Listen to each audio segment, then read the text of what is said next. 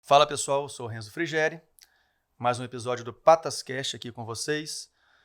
Aqui é onde você vai encontrar informações claras sobre os cuidados e o bem-estar do seu pet. Hoje é o nosso terceiro episódio gravado com a doutora Larissa Pereira, pneumologista veterinária, especialista nessa área. A gente vai falar hoje sobre pneumonia e bronquite em pets. São coisas que às vezes a gente não dá muita atenção, mas é comum a gente ver esses probleminhas nos nossos pets. Doutora, bem-vinda mais uma vez. Obrigada.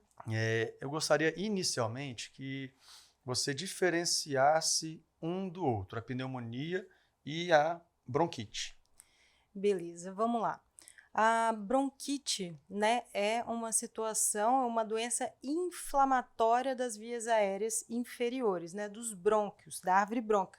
Então, tá acontecendo uma condição inflamatória, está inflamado, tá? Sem causa infecciosa associada, né? Então, é só inflamatório. Então, a bronquite ela pode ser um quadro agudo que aconteceu por conta de fundo alérgico, o paciente inalou alguma substância que gerou uma alergia ali, ou essa bronquite pode ser a bronquite crônica, né, que todo mundo conhece. Como que a gente classifica a bronquite? Se esse paciente chega para mim no meu consultório com uma tosse de mais de 2 meses aí de evolução, uma tosse esporádica aí, tem mais de 2 meses, a gente já classifica essa doença respiratória como crônica. Então, esse paciente, né, claro que para saber se é uma bronquite ou se é uma outra condição, a gente vai lançar mão de diagnósticos de exames complementares, Sim. né, radiografia, avaliação clínica desse paciente. Mas a bronquite é uma situação, é uma doença inflamatória dos brônquios. E a pneumonia? A pneumonia é quando tem uma infecção associada, tá? É muito comum chegar no meu consultório o paciente que ele tem histórico de pneumonias recorrentes. Por quê?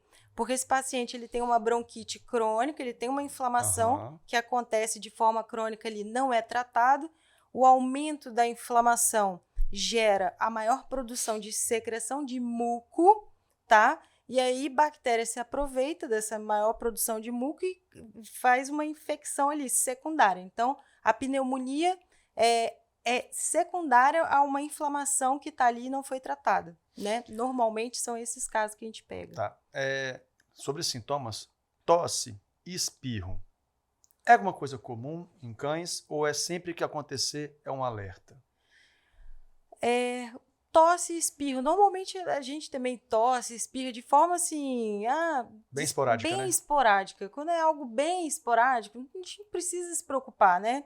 Mas quando é algo que era esporádico e passou a ser mais frequente, você vê com mais frequência, agora tá fazendo toda semana, ou tá fazendo todos os dias. Antes era uma coisa, que eu via uma vez por ano e tudo. Então é algo onde já tem que começar a pesquisar, a diagnosticar se tiver, né, realmente uma...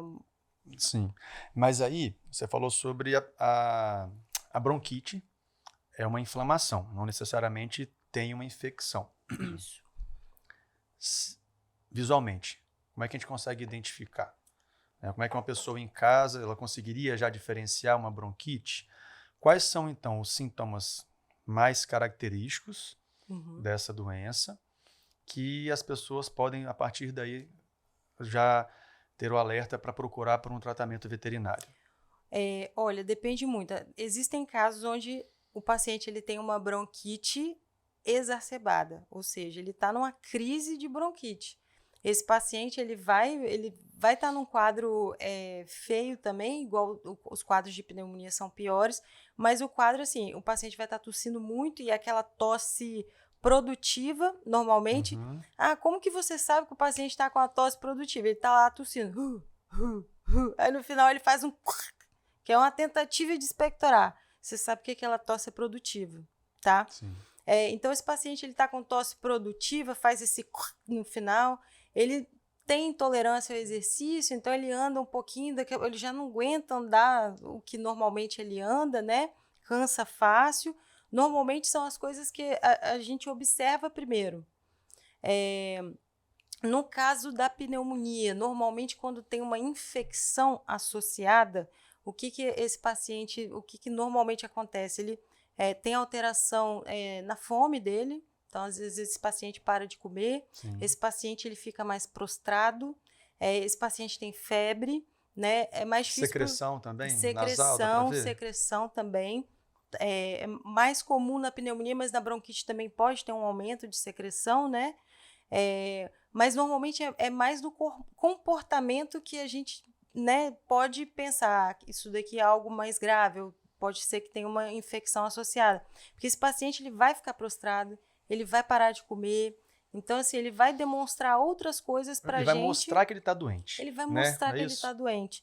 E normalmente o paciente com bronquite crônica, mesmo que esteja exacerbado e ele esteja tossindo mais e com a tosse produtiva, normalmente ele não fica tão caído igual o paciente que está com a pneumonia, né? Sim.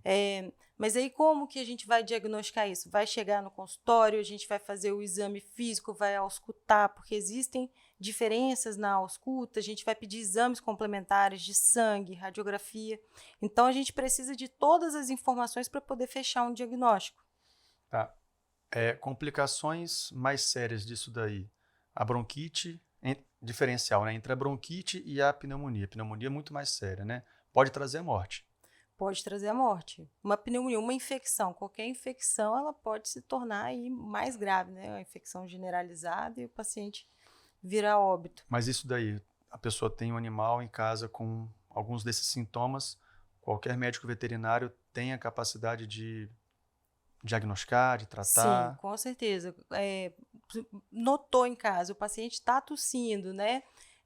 Mudou o comportamento dele, levar na clínica veterinária o mais próximo possível. Esse paciente, ele tá, o seu cachorro, ele tá com intolerância ao exercício, você está vendo que ele está buscando ar com maior dificuldade. Né? Normalmente, o que a gente fala? Como que eu sei que o meu cachorro está com falta de ar? Normalmente, esses pacientes, eles fazem um posicionamento que a gente fala posição ortopneica. Eles esticam o pescocinho, abrem a boca para poder facilitar a entrada desse ar. Ele abre, exatamente. Então, você percebe que ele está com mais dificuldade para buscar esse ar, né? Normalmente, a dificuldade respiratória a gente consegue ver com maior facilidade. O mais comum é bronquite ou a pneumonia? Que você vê no seu dia a dia? O mais comum, os dois, mas a bronquite, principalmente o paciente que ele vai ficando mais idoso, a bronquite é bem comum, bem recorrente. Então, eu já ia te perguntar se tem idade com que isso aí aconteça com mais frequência. Olha, não tem idade. Normalmente são pacientes mais idosos, mas eu também tenho pacientes mais novos que têm bronquite crônica. Tá? Existe algo para fazer uma prevenção disso daí? Prevenção. O que eu falo assim? Em casa, um maior cuidado em relação à limpeza, à poeira, a ácaro. Toda substância que ela pode ser inalada e vai causar uma irritação da via aérea, isso pode levar a uma bronquite, né? O que é a bronquite? É o aumento da inflamação ali dos brônquios, né? Ela vai inflamar. Então, esse cuidado em relação a alérgenos dentro de casa, poeira, ácaro. E desculpa te cortar de novo, mas está muito comum hoje em dia a gente encontrar pets alérgicos ao extremo, assim, a muita coisa, né? Há muita coisa. E aí tem várias causas, né? É multifatorial, tem causa genética, tem causa ambiental, tem paciente que ele faz um quadro respiratório por conta da alimentação. Então, são muitas coisas que precisam ser avaliadas, precisam ser pesquisadas para a gente ir corrigindo onde está o problema, né? O tutor chega no meu consultório, eu faço tanta pergunta, mas tanta pergunta, que às vezes eles parece que tem medo de errar assim. Eu falo, não, fica tranquilo, eu só quero entender como é o dia a dia para eu saber onde está o problema.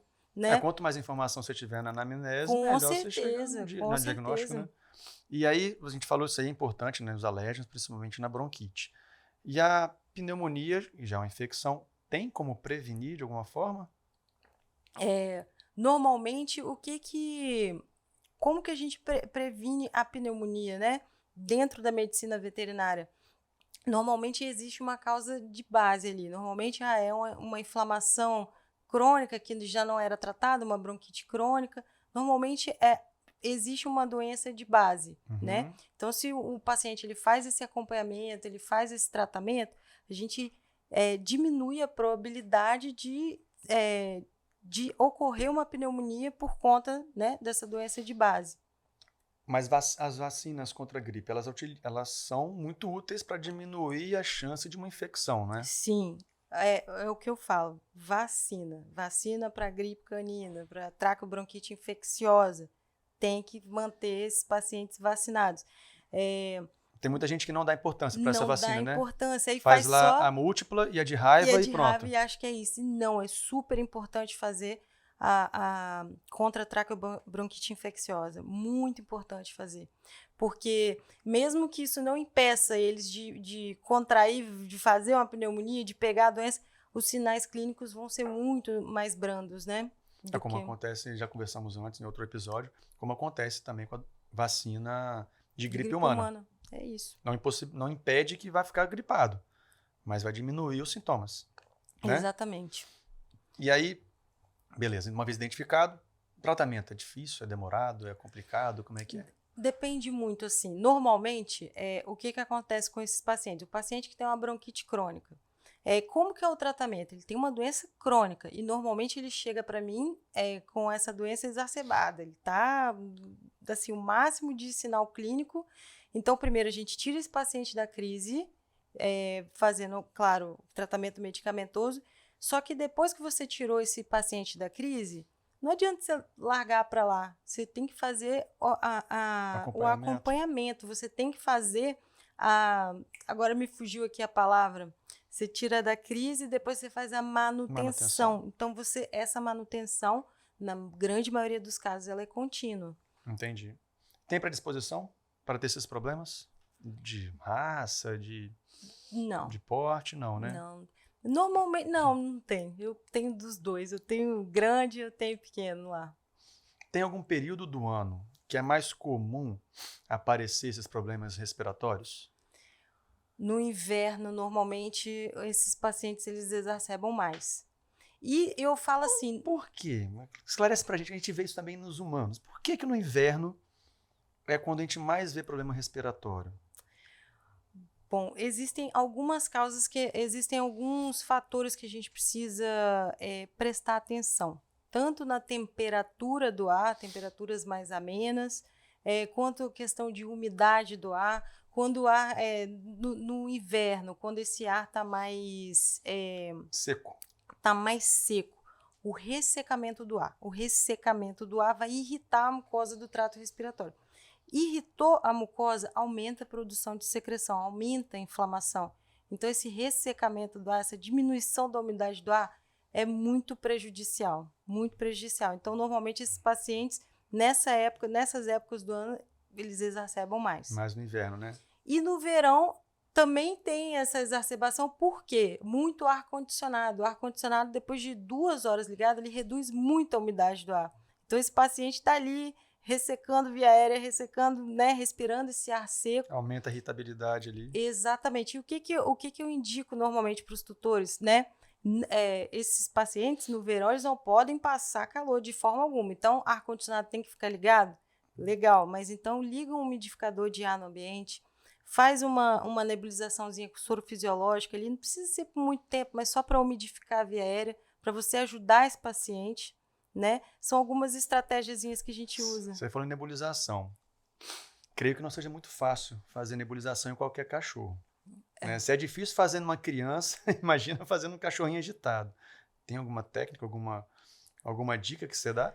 Olha, é aquela coisa, né? A gente orienta e fala assim pro tutor, tem que fazer. Mas eu sei que é difícil, alguns pacientes aceitam numa boa, assim, a maioria, eu não sei se é porque eles percebem que eles sentem uma melhora, a maioria aceita bem, mas tem uns que são mais complicados. E o que eu indico, né?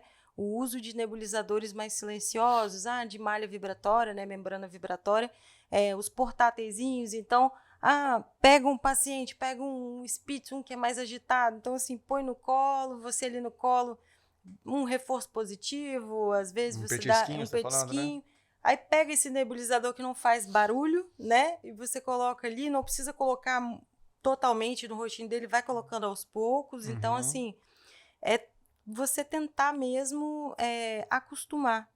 E mostrar para ele que isso não vai causar nada de ruim, né? Eles ficam, às vezes, Exatamente. assustados, né, com o equipamento. Exatamente. E eu converso isso muito com os tutores, assim, até mesmo a forma que eles vão chegar para fazer tem que ser tudo numa calma. Às vezes o paciente vai ter que usar bombinha para o resto da vida, mas fala, não, ele não aceita.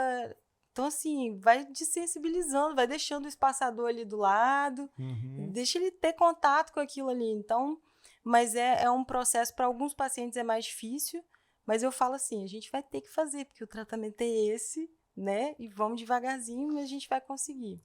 Alguma outra coisa que predispõe a problema respiratório, fora o ar-condicionado no verão que você falou?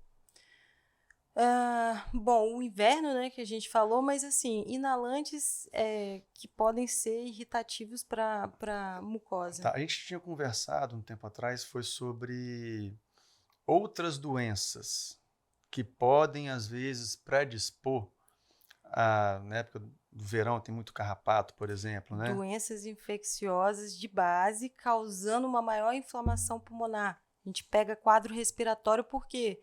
Por conta de uma ehrlichiose, por conta de uma babesiose. Então, assim, é muito comum eu pegar no meu consultório um quadro respiratório de um paciente que, na verdade, ele está com uma ehrlichia, ele está com uma babese, está com doença do carrapato, né? Sim. E esse paciente, ele já tratou, ele já está meses ali tratando e nada resolve, e porque a gente não resolveu a causa base, né? Não se prestou atenção no exame, no hemograma ali, o paciente está com anemia, o paciente... Então, assim, no verão, principalmente, é algo, até mesmo para os colegas veterinários, para se atentarem a isso também. O paciente ele pode fazer quadro respiratório por doença infecciosa, por uma doença do carrapato. E essas, né, então isso a gente fala, essas transmitidas pelo carrapato, que é a Ehrlichia, que é a babese, essas daí muito comum, então, gerar, então, problema respiratório. Muito comum. E tem cães que às vezes nem mostram muito sintoma, ou demoram a mostrar o sintoma da doença do carrapato, exatamente. mas vão apresentar com um problema respiratório, então. Exatamente. E aí, às vezes, você faz um exame de sangue, aí tá uma anemia discreta, e as coisas tá tudo muito discreto. Então, é uma pesquisa que a gente tem que lembrar de fazer, lembrar, olha, isso aqui é uma possibilidade. Então, lembrar de testar esses pacientes. Uma coisa também que a gente fala da vacinação, da traqueobronquite infecciosa, tem que vacinar, mas a múltipla, manter sempre esses pacientes vacinados. Já peguei também alguns casos de paciente fazendo uma pneumonia, fazendo um quadro respiratório por conta de uma sinomose de base. Então, a gente lembrar que algumas vezes, ou muitas das vezes, vai existir uma doença infecciosa de base para estar ocasionando o quadro respiratório. Porque isso é importante, né? Porque a gente tem que pensar que um problema ele pode gerar outro. Ou então, vamos pensar em doenças, né? Uma doença ela pode enfraquecer o organismo, talvez, ou abrir portas para novas infecções, né? Exatamente. Para novos problemas, né? Isso aí. Mas se tratando de pneumonia e de bronquite, o tratamento ele é complicado, é simples, demorado? Depende. Depende do quadro. Tudo depende do quadro. Então, às vezes, chega um paciente com uma bronquite crônica de difícil controle. Então, até a gente estabilizar demora um pouquinho. A pneumonia, normalmente, quando tem um processo infeccioso associado, se você entra com um antibiótico e você acerta, né? O antibiótico, você pega um amplo espectro aí, mas você acerta, o que se espera é que esse paciente ele responda e ele melhore mais rápido, né? Mas existem os casos também de infecções, uma pneumonia bacteriana que você, né, chega para mim, já usou vários antibióticos, e aí, o que a gente faz? O paciente não responde. Aí esse é o paciente que a gente vai precisar fazer um lavado broncoalveolar, a gente vai precisar entrar, jogar um sorinho ali no pulmãozinho dele, aspirar esse sorinho e mandar para a cultura para ver que bactéria que tem ali, que agente infeccioso que tem ali que não está respondendo, né, à terapia. Então, é o que eu falo, depende.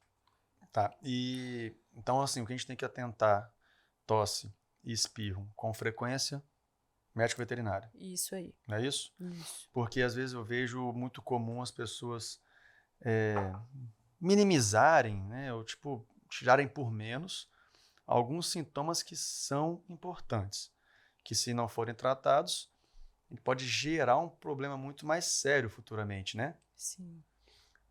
Pneumonia dá mais do que bronquite?